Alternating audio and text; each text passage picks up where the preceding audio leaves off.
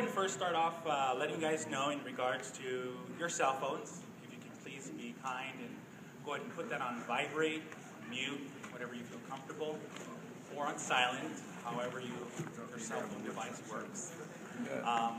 With that also, we are going to be having an opportunity for you to ask some questions. So we do have a line moderator over there, and we do have one of the table mics that we'll be utilizing in order for you to ask the questions to Mr. Straczynski. Okay? With that, I believe... I don't know. Fantastic. That gives us more time for you guys to... You don't know you're a telepath. I never hear that shit.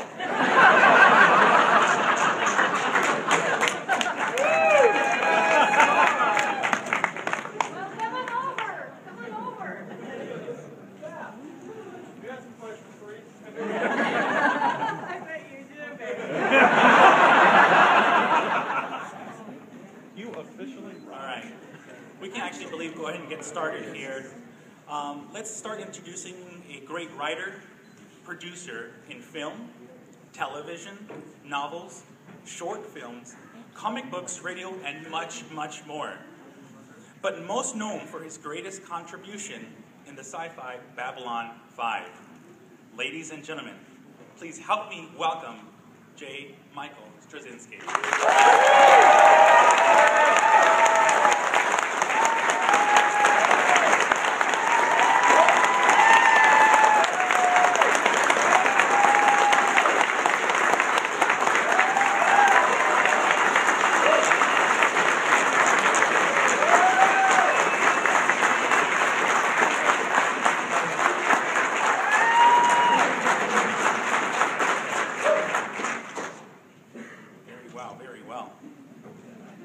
First of all, I'd like to welcome you.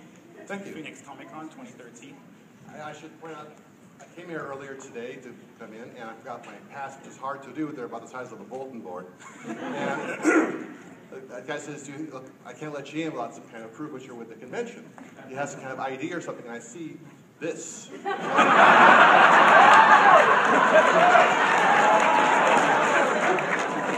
So I showed it to the guy. So how do I know that's you? Who would look like this if he didn't have to? I got in. We're glad. The closest experience I had to this was meeting a guy at UCLA recently, working on a project with UCLA, and I went to meet this professor on the quad, and he said, how do I know how to find you? What do you look like? I said, the love child of Herman Munster and Woody Allen. Sadly, he found me. Based on that. Very well. Well, I would actually like to start off asking you a question in regards to Babylon 5. I believe in 1994 is when it all pretty much started for Babylon 5. Now, one of those questions is, how in the world did you even think of coming up with some sort of a Earth Alliance space station, or how did that idea even come to you? Well, it came from a number of different places. Parents had to go, can I have like the last half hour of this or something else? Is that okay? The what? Like the last half hour, can I start over something else? Okay. Good. Because there was something, this is a particular panel, I want to talk about something in particular later on, so, okay. I've been playing around with two different notions for series. One was this big, hello.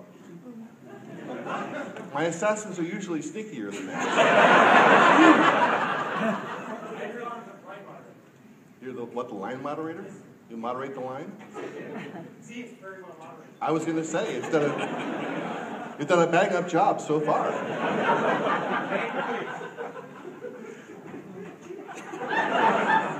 I've had nightmares like this.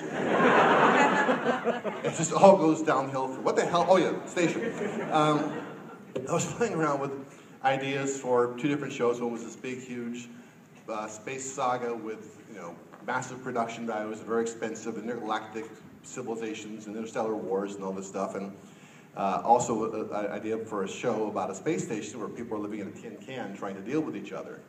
And one morning in the shower, I realized they're both the same show, that the small show was the big show writ small, that would show the repercussions and ramifications of the big show on individuals on the space station. And when I saw that, this whole 5-year arc just snapped into my head. Scared the hell out of me. And I wrote down pretty much the whole arc as much as I could in the next couple of hours, and then spent the next 5 years elaborating on that. In regards to space, given the shows that we've had in the past, from the 50s, 60s, to various types of movies that have come with sci-fi, do you think there's any more stories really to write about space, to write about any type of a frontier?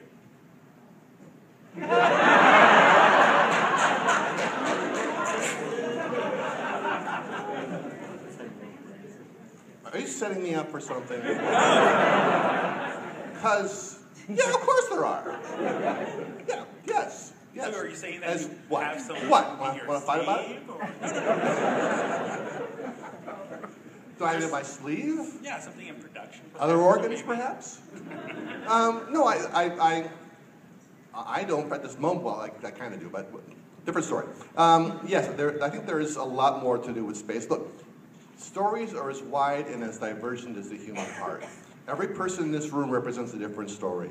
Each person sees the world through the lens of your own unique experiences, your past, your education, your family, your belief systems.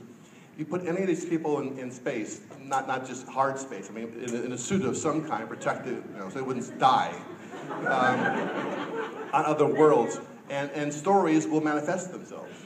And the best stories are always those that deal with, as Faulkner said, with the human heart in conflict with itself. The technology doesn't matter. You can take a lot of the stories on B5 and move them somewhere else. What matters was the characters. So yeah, there's an infinite number of stories that can be told in a number of environments, from space to Washington, D.C., to Newark, New Jersey. Not a lot in Newark, New Jersey, because I'm from there and I saw it. There's something there to play with. But yeah, absolutely. All right, let's go ahead and open it up then to questions to anyone on the floor. So if you want, please go ahead and step up to the line moderator, and we'll go ahead and begin.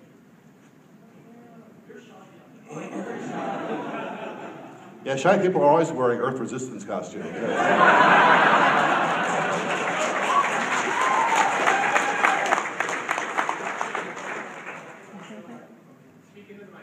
Oh, you have them all the way up.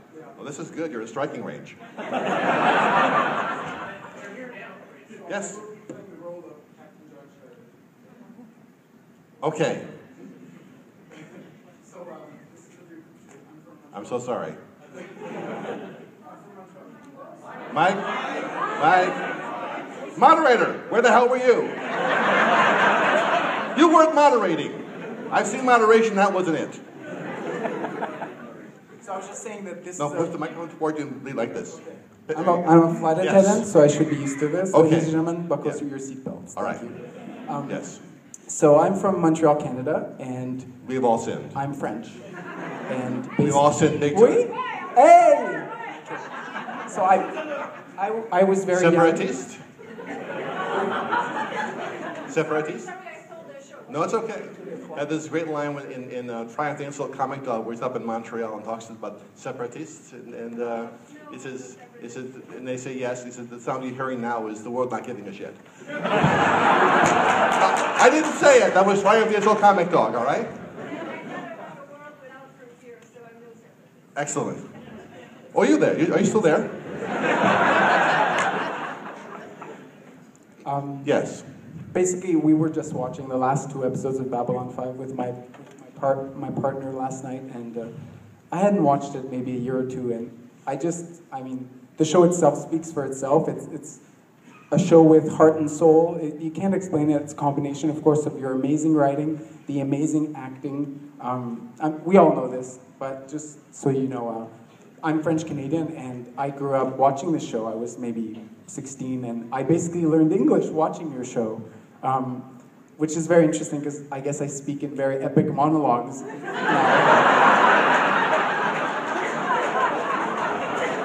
My question... You're awful brave for a French-Canadian.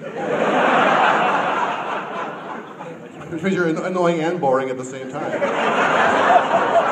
Oh, stop. Welcome to our country. Okay, so my question is, who's the pretty redhead that you're with today? I beg your pardon? Who was the big redhead I was with? No. Who's the pretty redhead that you're with today? Today? Yes. I haven't been into contact with any pretty redheads today. That's the first time I've seen her today. We spoke on the phone today. You called? Is this not true? Have you seen me today at all? No. Okay. So You're fucking delusional. And this is my problem? So there's nothing you'd like to tell us? No.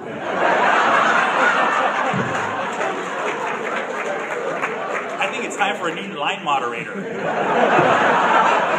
I take full responsibility for that. Come to Phoenix, they said. You'll enjoy it. I'm holding you responsible for this, by the way. Oh. I'm the one that... Yeah. My fault. I just want to say, for starters, it's a real pleasure to meet you. My girlfriend and I actually are both writers. We grew up watching your shows, and it's been amazing. I wanted to know, though, what... A lot of people say that sci-fi and fantasy are in this ghetto, that they're not taken seriously as literature, as art forms. What would be your advice to people who want to tell the kind of stories that you've been telling, and telling wonderfully, while still somehow reaching that mass appeal and still, playing with the spaceships and lasers that we love to do? I think really you just have to stay true to your heart as a writer, write what you're passionate about.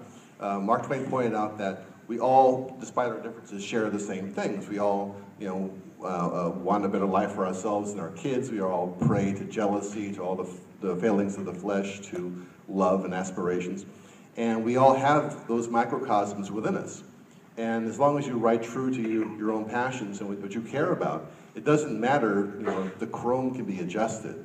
Yes, we are in a ghetto as far as the networks are concerned, because they don't understand science fiction.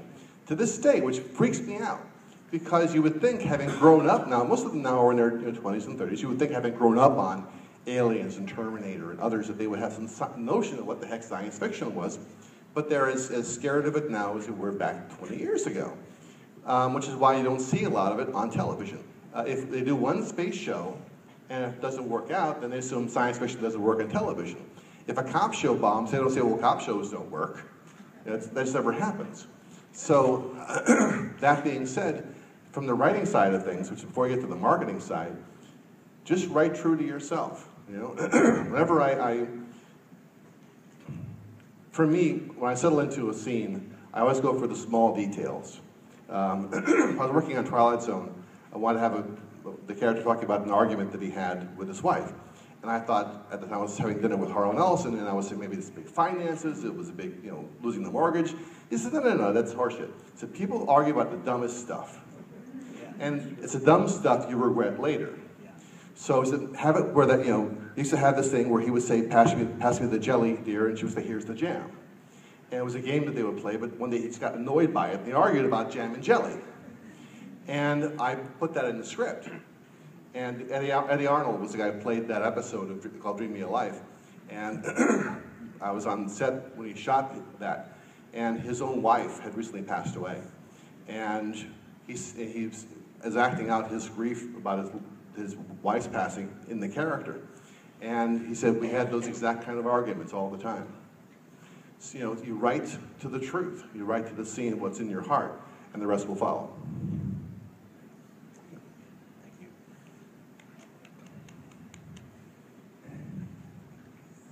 Hello. Hello. Don't be afraid. Don't be afraid. Hi. I was wondering if you could tell me what happened to Lanier after the end of B5.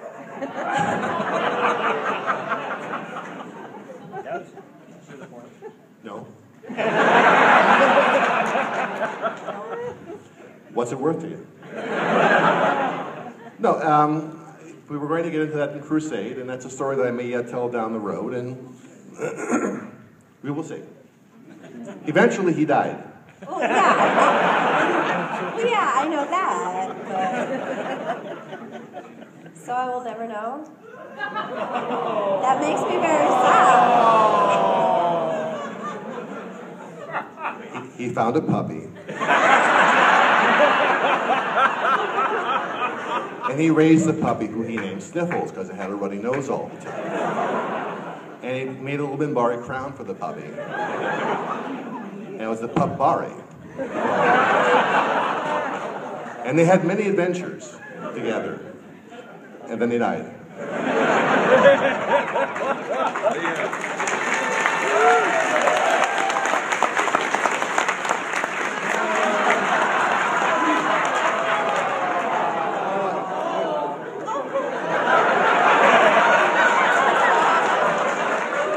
And a cameo appearance by Pup Bari.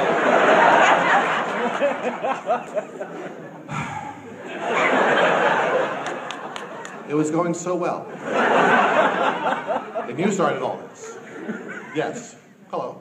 Hello. I just want to thank you, and I know everybody here would like to thank you for all the enjoyment that you've given us over the years with the work that you've done on television and beyond with Babylon 5, Twilight Zone, and such. I just want to thank you for that. And for the for future sci-fi, I know we just heard recently that Bab 5 is in a legal limbo right now in terms of episodes and availability and such. Would you ever consider doing another sci-fi series, something like Sector General by James White, or some of the other ones? I know Harry Harrison did a number of series like the Stainless Steel Rat. There's a number of sci-fi series that I think could also benefit from your Midas touch. What's the opposite of the Midas touch where it turns to shit? The opposite of Midas touch is what they're showing now on television. I see. As it turns out, I'm actually doing another new series. We sold the series to Netflix. 10-episode commitment. I'm writing, producing... I'm writing, producing, and directing it with the Wachowskis, who did the Matrix movies. Yeah. And 10-episode commitment. We're going on the air in the fall of 2014. We'll be shooting in China, Germany, India, Africa, UK, US, Mexico.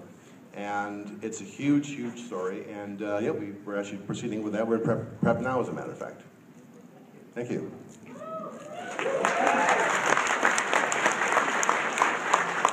How's it going? Honor to see you. My name is Derek. I'm with Game Pop Network out of LA. We drove up here this morning, and it's great to hear you talk. That was one sentence. That was amazing. I know. No punctuation or anything. I know. It's a run-on. So my question is how you came up with such diverse characters for Babylon 5, and what is the importance of having characters with such strong and differing opinions when you have the conflict throughout the show? I think it makes it more realistic, for one thing, and if your characters all talk and sound the same, after a while it gets pretty, damn boring. So, like every good writer, you look inside yourself and try not to be too frightened by what you find. So all the characters are kind of manifestations of parts of me, or parts that I aspire to be, or want to be, or hope I could be. So, Delenn and Jakar is kind of what I would hope I am. Londo is probably closer to what I am. Bester is probably closer to what I am. And you draw on yourself, on your own personality. Because we contain multitudes. We are legion. And we have, the demons inside of us and the angels inside of us. And the good thing about being a writer is you get to listen to both sides to get it out onto the paper where it can't hurt anybody. And that's somebody else's problem. Thank you.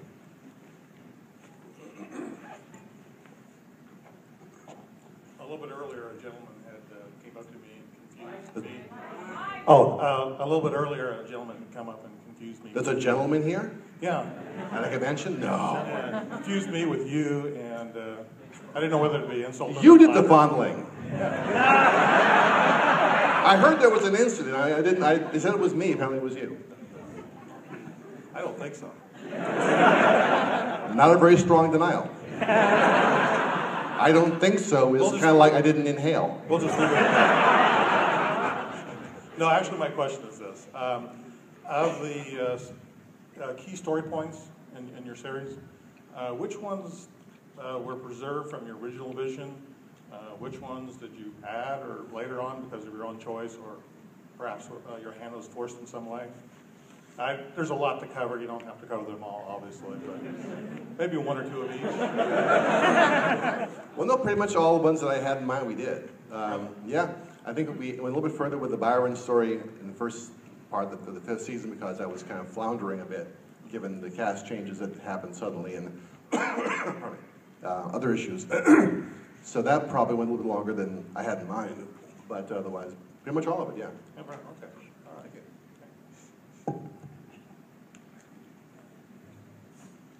Hi. Yeah, back in the late 1980s, I was at a small little science fiction convention here in Phoenix. And I saw some guy whose name I couldn't spell at the time showing Ghostbusters and Captain Power episodes. You know, even in prison, you get time off for good behavior. And I wanted to know what were the most important things that that experience taught you from writing for a series like Ghostbusters and Captain Power that you carried forward into Babylon 5? From Ghostbusters, just writing what I wanted to write. The producers there were great, Joe Medchuck and Michael Gross, who said, whatever you want to write, just go ahead and write it. And, you know, we want to do a story about a guy who makes a deal with the devil to get rid of all the chickens in the world. Feel free, you know. So that was the first thing I learned, and from Captain Power I learned how to push the edge on technology. But also, I also saw that other shows how much of every budget was gone to waste through lack of preparation and forethought. So I thought, let's create a show where we think it through completely and we can do it responsibly and stay on budget. Thank you.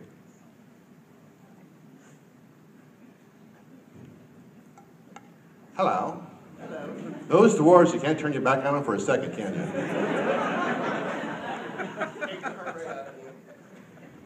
So, as a writer, there's a lot of scenes throughout Babylon 5 where you make a single line item or line entry in season 1, then you reference it like season 3 or season 4 or even season 5. How much pre-planning do you do for that, or does it just sort of strike you in the moment? You know, Pat actually had a line in season 1 with Jakar about, you know, her sexual threshold. It comes up multiple seasons later, or, you know, the security officer saying, I'll probably be here till the lights are out, and that's the moment. Do you plan that, or did it just sort of hit at the moment? I plan that. Yeah, I have a brain like a bucket of snakes, and I can just hold all that information in my head until I need it. Pardon the occasional cough. I'm getting over the flu, and the cough is the last thing to go, unfortunately. Well, actually, I'm the last thing to go, but at the moment, the cough is the last thing to go. First of all, I want to say that you are an inspiration for me. I'm trying to write my first novel, so thank you very much for writing Babylon 5. It's just incredible. Thank you. My question is about the complex relationship between Mondo Malari and Jakar, and how did you form that? How did what, sorry? Yeah, I can only imagine. I mean, it's like, because they started out as enemy and wound up being allies. Yeah, that in many ways, the story of Babylon 5 is a story of Londo and Jakar and that arc. I really wanted them to start off from a position of antagonism and grow into, in a way, kind of friends. And we were so lucky to have two extraordinary actors in those roles, who you believe them at every step along the way. Which is why, at one point early in the second season, we were doing flash forwards. Peter Jurczyk wanted to know, you know, okay, what does all this mean? What does all this refer to? And I couldn't tell them or the cast, because what happens as an actor is if you know where your character is going, you begin to play the result and not the process. So it was important that he play each moment authentically. When he's angry at Jakar in season 1, threatening to kill him, you need to believe that. If he knew 4 years down that Jakar would be his bodyguard, he might have a different, you know, approach to that scene. So yeah, I just loved the morphing of that process. And the cool thing was, whenever we did a scene with Londo and Jakar in the same scene, the other actors would invariably show up just to watch them work, just to watch them. They were so extraordinarily talented in those scenes. My office was right next to the stage, and I would check the list. Okay, well, we have, you know, this scene, that scene. Oh, Londo and Jakar, I'm going to be on set for that one. And was always a joy to watch the process and the morphing. Exactly, and I do know that Andreas Vassoulis is sorely missed by many, Yeah. and I happen to be one of them. I was always a big fan of his. Thank you, sir.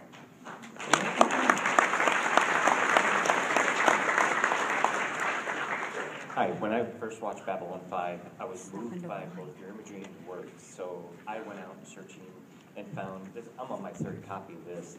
My question is for the Did you craft. burn the first two? No, wore them out.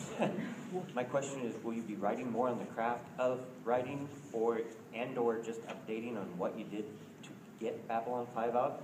Because I know there's a million untold stories, and I'm looking forward to them. I find that the more I've learned about writing, the less I feel I know about writing. So I was okay writing a book about writing, I knew less. It was more arrogant. And I've been humbled by what my experience has been, and I feel like I can't tell anybody any goddamn thing. Thank you. Well, I believe that there is another panel we're going to be having. Oh, I should get closer.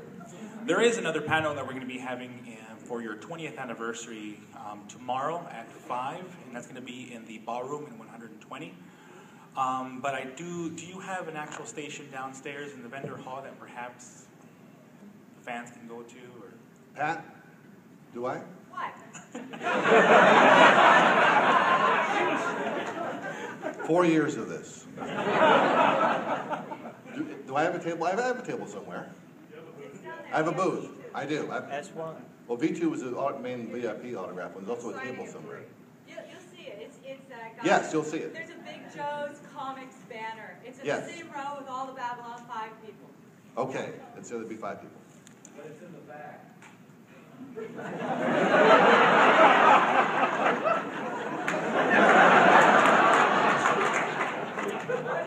What's your point?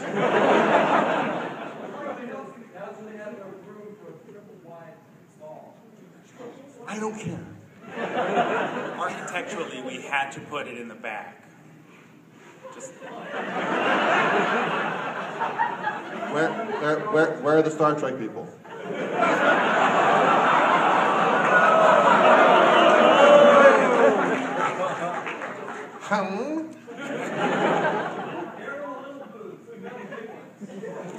Thank you, sir. Was there anything else you wanted to leave us with? Yeah, I do want to. I have another half hour, right? Yeah, I need to stay. Okay. Thank you.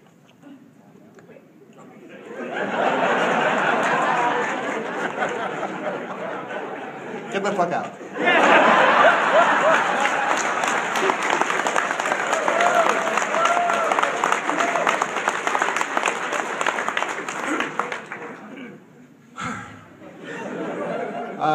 I want to take this discussion in a different direction for a moment, a bit of more serious discussion for a moment, because there's a number of obligations that I have to discharge, and I want to make sure that they get done properly. There are a number of faces on this program, one of which is Bruce, who can't be here this weekend because he actually got a working job. But there are other faces here that should be here and are not, because you're no longer with us. And we have had a number of losses from the B5 family over the years. But there are 4 in particular that I want to talk to you about today because they can't be here, their voices cannot be heard, and I want to talk a little bit about them on their behalf. That will probably piss them off enormously from the other side, but I kind of want to talk for a moment about Jeff and about Rick and Andreas and Michael. Because I write a show about people with courage, which is really easy to do when you're sitting in an office somewhere. But to be an actual person of courage, that's a lot harder. And these 4 gentlemen, and they were gentlemen, had courage at a level that exceeds understanding and comprehension, but needs to be described and circumscribed so you understand what that is. I'll start with Jeff. When Jeff first came to, I was a big fan of Taxi for many, many years. And Jeff, had been a star of that show and was nationally known. He'd been in Greece. He had this incredible track record, which as he admitted himself in later years, he blew out the door through bad habits and bad behavior. And I was sitting in my office one day when about to go into casting for, we'll call it day players, guys who have like 1 or 2 lines in a show, and that's pretty much about it. Maybe have 2 days worth of work. And I saw Jeff's name on there. I mean, what the hell is he doing here for what's basically a line you would give to someone who had like 2 years of acting experience? And I went into the casting session with John Copeland and Doug Netter and the casting directors. And he was not at all resentful of his situation. He realized that he himself was responsible for his own problems. And he said, I'm starting over. And there was equanimity, there was resilience, there was courage, there was frankness. And he came in knowing he was starting over again. And after he left, the casting director said, obviously he's had problems before, he hasn't worked in a long time. And the last thing he said on the way out the door was, give me a chance to do this, and I'll make you proud. And I said, anytime a person says, give me a chance, they've got my support. And we gave him those few lines. And he did a bang-up job. I said, bring him back again. And we lobbied, and I lobbied, and eventually we got him on that show as a series regular. And for the things that he'd been through and gone through, the courage he had to start over like that was extraordinary. And he would come into my office every few days, often with Pat, to drop vitamins off on my desk. Because they were afraid that I was working myself into a coma, which pretty much I was. One day, when it was like silver, was it silver nitrate what it was? Not silver nitrate, no, it was... Collodium? Was it collodium? All these... Yeah, whatever. Colloidal silver. It was all that stuff, and you would always drop. And he became such a captain of the show and the characters, and never had a problem with him. He was gracious, he was wonderful, and toward the end of the show, I had a hunch something was not going right with him. And we all saw what happened later. But that wasn't Jeff. That was what the pain made Jeff. And it was a good guy coming to a bad end. But my memory of Jeff is the courage and the resilience and the optimism that he showed. And he was a good guy, and he did not deserve what happened to him. And we feel his loss every day. Rick Biggs, he loved you guys. I'm not sure you understand the degree to which he loved you guys. He would go to conventions. A lot of actors, when they go to conventions, they stay in their hotel room or somewhere safe. And only come down when they have a panel, and they go back and they sit around the room and order in hookers. And the guys who can weirder things. But Rick, anybody seen Rick at a convention? You know what he was like. He would come downstairs and he would party with the fans and dance on tables, and he and Jason would do acting workshops with you guys. And he embraced life at a degree to which I'll never get near. And what a lot of you don't know was that Rick was virtually deaf. He was almost entirely deaf in one ear and was deaf in the other ear. The way he worked was that he had to learn both his lines and the lines of the person he was in the scene with. Because often they'd be across the room or speaking very softly, he couldn't hear them. So he would read their lips to know when they were done. And to have, the kind of courage, he never complained about it, never once. And when we first hired him, as a doctor, he said, it's my background as a black man, as an African American, going to be part of the storyline. And I said, no. At this point in our future, 200 years hence, it doesn't matter your ethnicity, your gender, your inclination, your sexual preference, none of these things matter. If you're across the table from something with 3 heads and feathers, our differences are nothing by comparison. And it will never come up, and never did. And he was particularly pleased with that. And we often spoke about how much that meant to him and how much the role meant to him. And we lost Rick. Rick was the first to go. He was with Laurie's wife, and he was taking a nap. and got up and went to Laurie and said, I'm not feeling well, I think I'll go back and lie down some more. And lied down and never got up again. There was a problem with his heart, congenital, he never knew about. And the light went out. And that was a hard one for all of us, because of all of us, he was one we were sure was going to last forever, because he was strong, vital, energetic, powerful, loved to laugh, and particularly, and I cannot reinforce this enough, loved you guys, you know. And I wanted you to know how much he cared about you guys. Andreas was quieter, kept to himself more. But the thing about Andreas, when he was very self-conscious of his appearance normally, but you put the Jakar prosthetics on him and that costume, and he felt sexy suddenly. And it worked. Whenever women came to the set, they would go right to Jakar every time. And he would just like purr under the makeup, you know? and enjoy it. And he would stay in the makeup all day long. Even when he had a chance to take off parts of it, he would stay in costume, in makeup, sitting behind the stage smoking, unfortunately. And would always try and take the scene to an area where none of us had thought. When I wrote the scene with him and Londo in the elevator, where they're going to, Charles going to watch Londo die and die himself, it was written initially very seriously. Look, yeah, I don't have to do anything. I get to watch you die. I'll die. That's life. And I was walking across the stage when I heard the bell go off, meaning we were about to start rolling film, stop moving. I stopped where I was, and I heard this laughter. What the hell is that? I know which scene they're shooting. It's not a funny scene. Like somebody reading the Bible and all of a sudden there's a crack-up line. No, there's not, And I heard the bell go off again, meaning they'd stopped shooting. I came around to where the elevator set was, and I caught them like guilty children smoking behind the barn or something.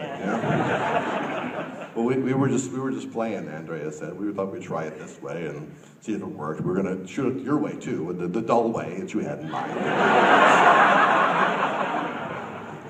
We thought we'd film it the right way first. I said, show me. And they did it again, and it was all I could do not to just fall on the floor laughing. I said, keep it. He could always go one step further than you thought the scene would go and make it something extraordinary, which is why we always wanted to be on set when they were there. I was coming back from a convention, I forget which one now, and I got off the plane and I turned on my phone and there was a message waiting there from Walter. I called back Walter, and Walter said, have you heard about Andreas? I said, no. He says, he's dying. I said, what? Bill Mooney, well, Bill can say anything. You never know with Bill. He said, no, call him. And I hung up immediately. I'm still in the cab, and I call Andreas. I said, what the hell's going on? He says, he's laughing on the phone. He says, I'm dying. That's not fucked up. I'm on all these great meds. I'm having vitamins. I've never felt better in my life, and I'm dying. What's up with that? And what had happened was there was a cancer that was hiding behind his sternum.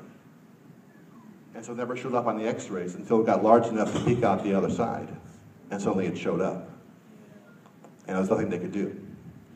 I would face that situation with abject terror.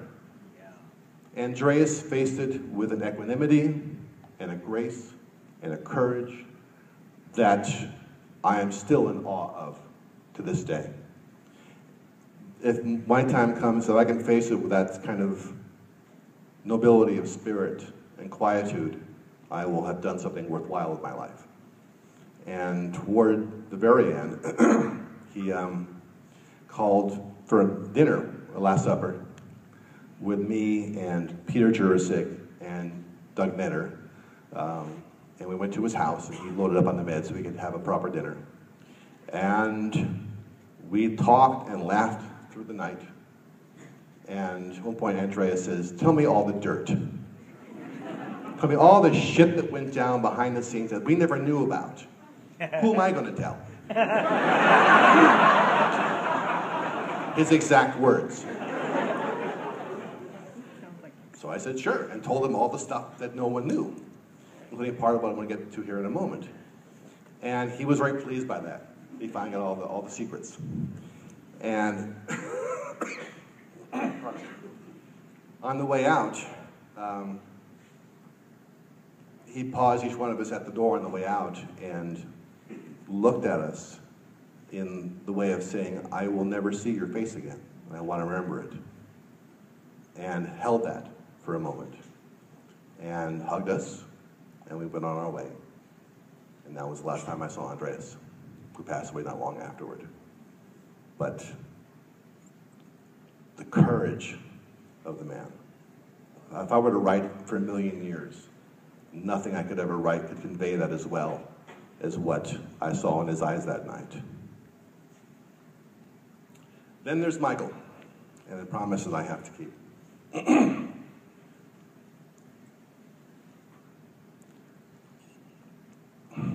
This is really hard. One of the last times I saw Michael O'Hare was in my office when we finished shooting the two-parter, War Without End. And we were talking about the circumstances that led to B5 and Michael going different ways. A secret that we both had kept. And we were both very happy with how the two-parter had gone, and I said, I will keep this secret to my grave.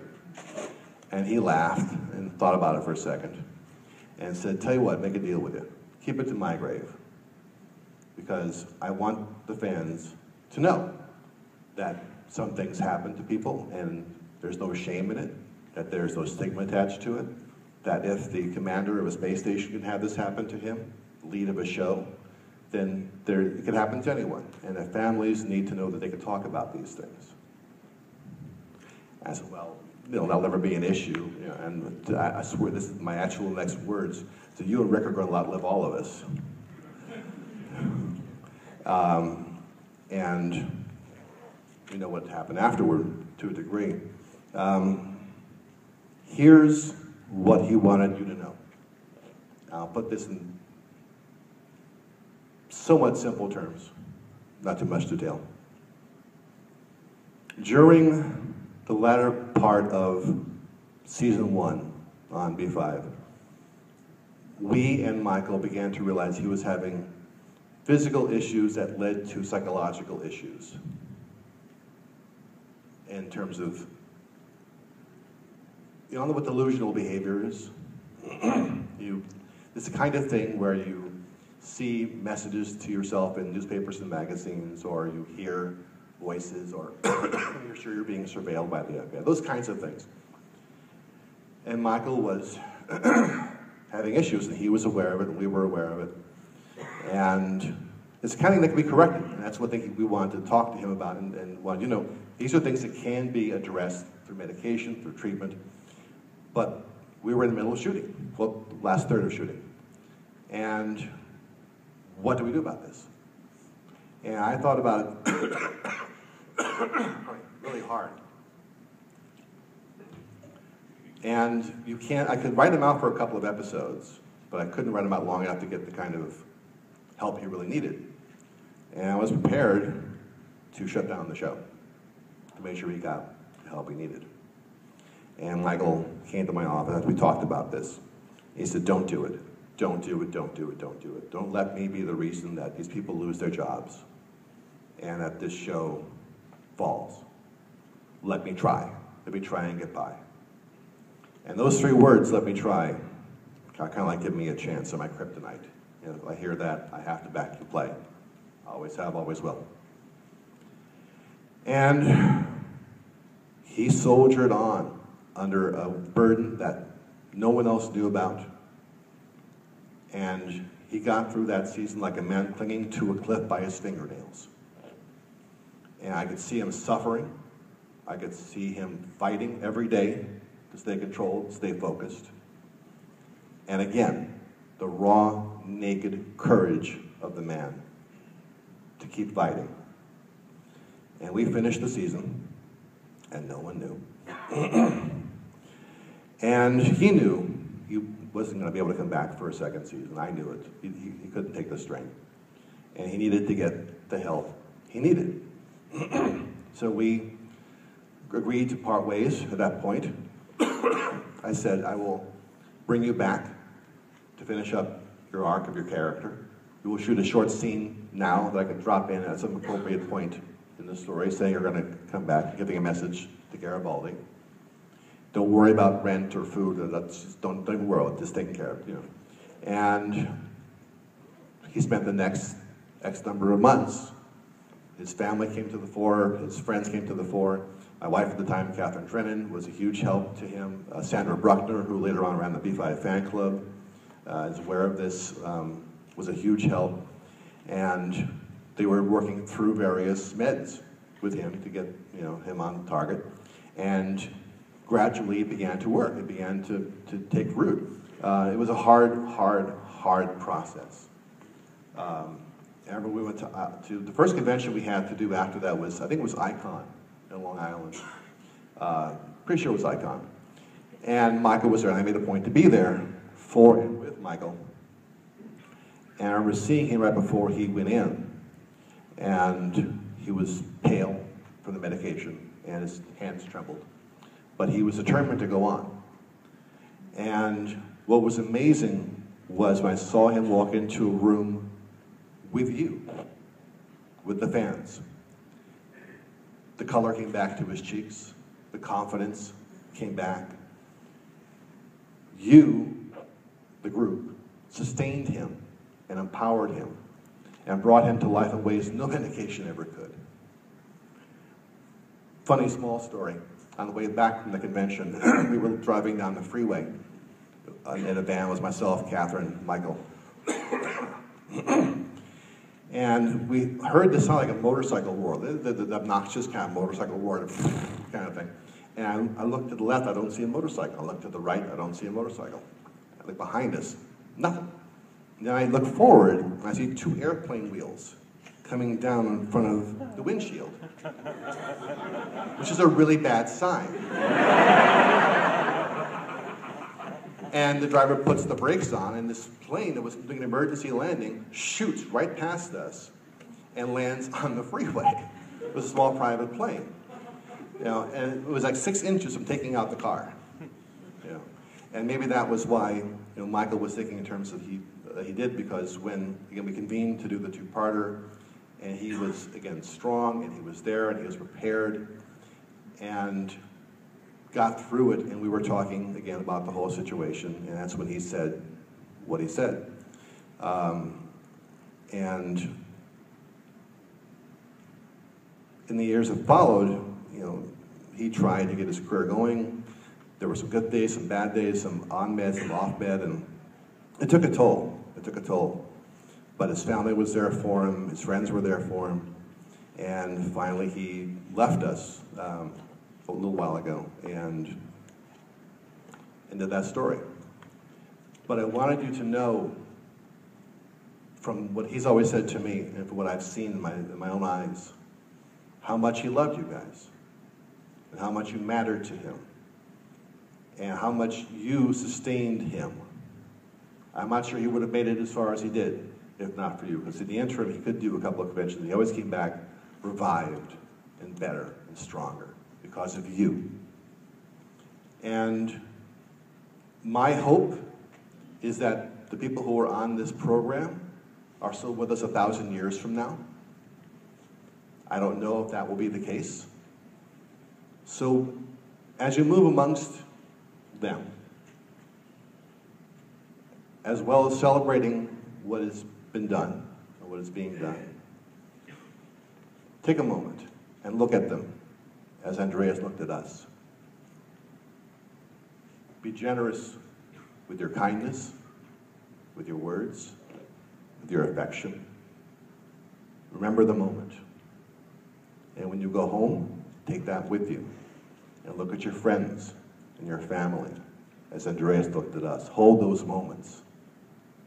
Because flesh is fickle. Flesh goes in a second. But love persists. And that love Michael had for you, and you had for Michael, persists. And Andreas had for you, and Rick, and Jeff, and all of us. And we thank you for that. And that's all I wanted to say.